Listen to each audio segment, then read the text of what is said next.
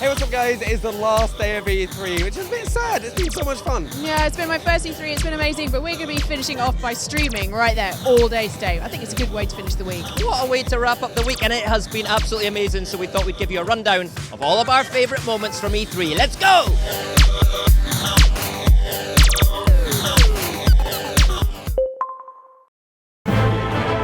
So I thought I'd better start off with my personal favourite moment of E3, and that's Sea of Thieves. It's one of the funnest games I've ever played, and every single person you see who plays it is laughing, smiling. It doesn't matter if they didn't know the people. Everyone hopped on. It's one of the funnest experiences. Like when the ship's going down, someone will play the accordion, which plays Ride of the Valkyries, or if you're charging into battle, you got to keep your ship up from sinking by like repairing the holes. And I did this moment where my pirate got drunk, because you can pretty much do any pirate thing in Sea of Thieves. And I fell off the boat, and then the boat went into the distance, so I was just trying to swim after it.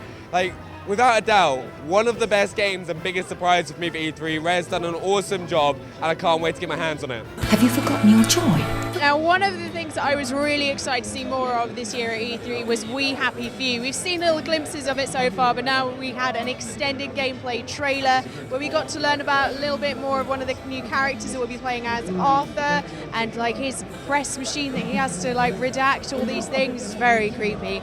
And it was great seeing him like wander through the world and see people reacting to him, like not taking his joy. It was very, very, very creepy trailer. I was particularly unnerved by the guy being forced to take joy by this very scary looking security man. And the piñata was a little bit unnerving. I got to have a little hands-on with the game as well, so it was really cool. I actually got to see how it played, and it was really fun, and I got to explore the level a little bit more. And let's just say there are some very intriguing things, and I can't wait to show you guys more.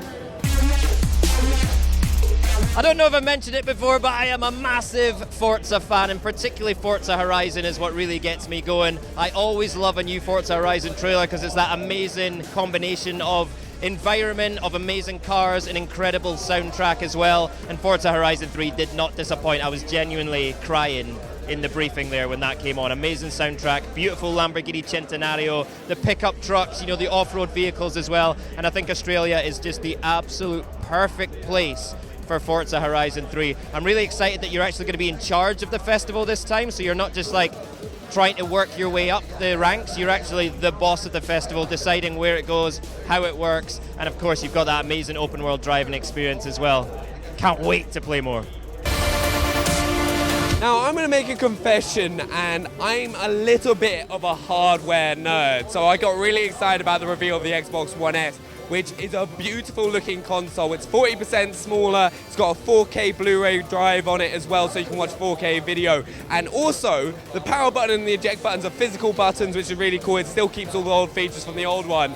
So really nice, got all the noise effects, as well as the USB port being on the front of the console now rather than the side. So if you want to charge your controller, it's a lot easier. Just kind of, with that, we can see it straight away, you can put it in, which is really cool. And there's a really nice Easter egg, which I found out. I kept getting told off at the Xbox Showcase for touching the console, because I thought the security guard was joking, but apparently I wasn't supposed to touch it. But I was having a look around, and it's got a nice Easter egg on the back of the console that says "Hello from Seattle," which Graeme actually told me is on the back of the controllers, which is a really cool thing. But I can't wait to get my hands on the Xbox One S. It's beautiful. So this year at E3, Ubisoft gave us a better look at For Honor, which is the new kind of sword-fighting, great battle game. It is ridiculous fun. We learned a little bit more about the three kind of different factions. We have the Knights, the Samurais, and the Vikings. Oh my goodness. And it was so much fun. I got to have a little hands-on, and it feels really visceral. Like, it's proper sword combat. For those of you really craving a proper game with sword combat, just not button mashing, this is your game. I was also quite excited to see in the trailer that you could be a badass lady knight, and I want Jason Vanderberg to read me stories like all the time, because he did the best presentation I've ever seen. One of the things I really loved about our briefing at E3 this year was that we started with something brand new, Xbox One S. We then went into a lot of new games and experiences that we've got coming, and then we ended with our vision for the future, Project Scorpio, the most powerful console ever built. Now, it's going to be a little bit before we have more news and a little bit longer until it actually comes out. We've talked about holiday 2017.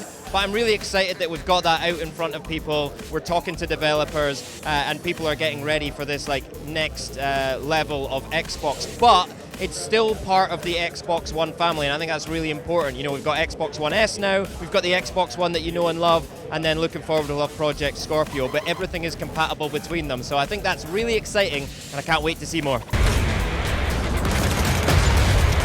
Now, this is a game people have been talking about being the best first-person shooter of the year, and that's Battlefield 1. It's back in World War I, which is a completely new era for a first-person shooter. It's not been done before. And I was very fortunate enough to get 4 hours of playing time on it. And every single game, I had a huge blast. I tried something different. You can blow up the environment. If you see a wall you want to take down and you can't be bothered to walk around it, just blow it up. I was using a 100mm cannon on my assault class, which is this kind of anti-tank thing. But I didn't really use it for that. I kind of just used it to blow stuff up because it's so fun to see like tower blocks fall apart or blowing a wall up. And then also was using it to like snipe across the map.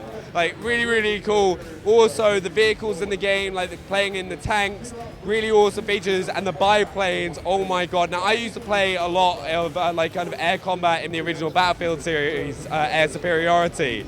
And is without a doubt one of my favorite things in Battlefield. Also, the behemoth vehicles, like the blimp, it's ridiculous. When you see that thing come crashing down in the middle of the game and destroy everything it lands on, like you'll see it coming above you and be like, I think I better get moving away from this right now. Incredible effects. Didn't get to see horses though, which I'm hoping we're gonna see soon because I want the horses. So I might have freaked out a little bit at the Ubisoft press conference when Matt Stone and Trey Parker came out on stage to talk about South Park: The Fractured Butthole. Oh my goodness, it looks brilliant. We'll be playing as the same character that we were in the previous game, but things have changed up a bit, and instead of being all fantasy, we'll be superheroes. And we'll see all the characters from the TV series as their superhero alter egos, trying to copy Marvel and become great big multi-million selling film creators. So it looks really funny. There's a lot of brilliant parody in there. They showed us a little bit of the gameplay, a little bit of the combat system, and it looks brilliant. When we showed Gears of War 4 at the Xbox briefing, you know, one of the first things we talked about was Xbox Play Anywhere, and I think that's actually such an important announcement for how we go forward with Xbox. So Xbox Play Anywhere means that, you know, if you buy digitally a game like Gears of War 4 or Halo Wars 2 or Forza Horizon 3, you'll be able to play it on your Xbox One and a Windows 10 PC, and then you've got these cross-play features as well. You'll be able to play people across Windows 10 PCs and across Xbox One. You'll be able to pick up your progress where you left off, your achievements, everything goes across. It's all about like breaking down the boundaries between where we play games and who we play games with. I think that's such an amazing vision for where games are going and where Xbox games are going, and I can't see where we would take that next, particularly when we start talking about Project Scorpio in the future. So XPA for me, you know, maybe wasn't like the most glossy or excitement announcement when you think about new games and new gameplay footage, but such an important one. And I think when people start getting their hands on these games that are XPA enabled, we're all going to see how cool it is to play without boundaries and be able to play with whoever, whenever, and wherever we want. Pretty cool. Now, one of my highlights was a game that I played an absolute ton of during the beta, and that's Gears of War 4. We got to see one of the campaign missions during the briefing, which looked insane. The weather effects and destructibility. Got to see a couple of the new weapons as well, the drop shot execution being used again. Like, how awesome is that? Just digging your drop shot into them and launching someone across the map. And then we got to see the brand new weapon, the Buzzkill, where you get to shoot these buzz saws, which a lot of people may have missed. I mentioned it earlier in a video in the week, that you can actually damage yourself, so it's kind of a risk versus reward weapon. You can take people out around corners, you can do all sorts of stuff, like kind of the weather effects which you have to avoid to kind of survive. It's awesome. I also was very lucky enough to see another mission behind closed doors where you got to see so much more the relationship between the characters and how the swarm kind of become existent and how they're made. So like the drones, which are like the humanoid swarm characters, and then also the juvies, which are those kind of freaky little small fast things.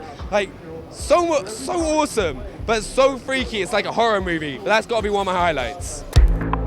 Now, one thing I was really super excited, so excited to see at the Bethesda conference was loads more on Dishonored 2 and seeing how we'll be meeting Emily and Corvo again in that world and what will lead them to the events of the game. And we got to see a lot of Emily's new abilities and the city of Karnaca as well that we'll be traveling around in. So it was really cool to see all the stuff that we'll be getting up to. We bumped into a few new enemies and seeing a little bit of windmills, new power source that we'll have to deal with. It looks really interesting. Also, one thing I was really happy to see more of was the Outsider. He plays a massive part in the whole series, and a really interesting look at a new mission where you go backwards and forwards in time and you can see the different time frames with his timepiece. I can't wait to get my hands on this game.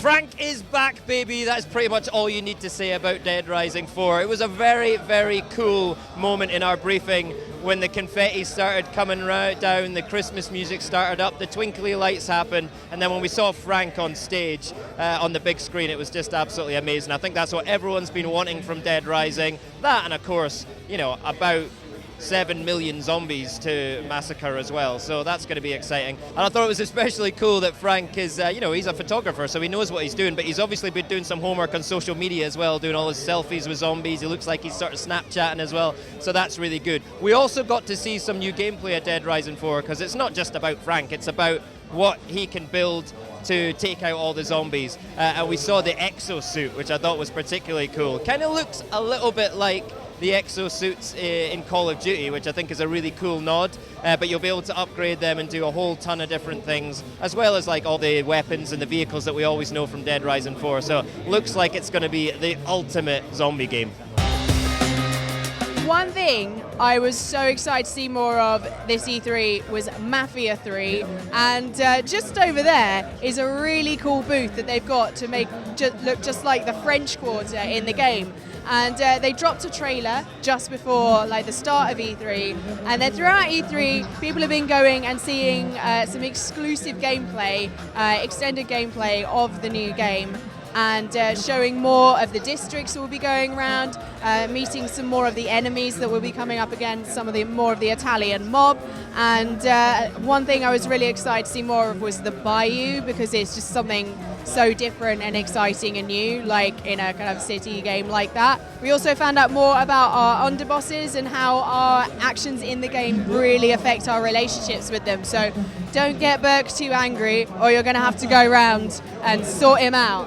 That's the worst that could happen. You could get us all killed. Aye, that I could. We also saw way more of the combat, which looked really cool. I love particularly the finishing moves, and I can't wait to jump into New Bordeaux. So there we have it, guys. That's just some of our highlights of E3 this week. It's been a load of fun, and let us know in the comments what yours have been. Yes, give it a thumbs up if you enjoyed this video, and thank you so much for watching all the stuff that we've been putting out this week. That's right, we'll be back in the UK soon, so make sure you subscribe to youtube.com/XboxOn. We'll see you later. Bye-bye!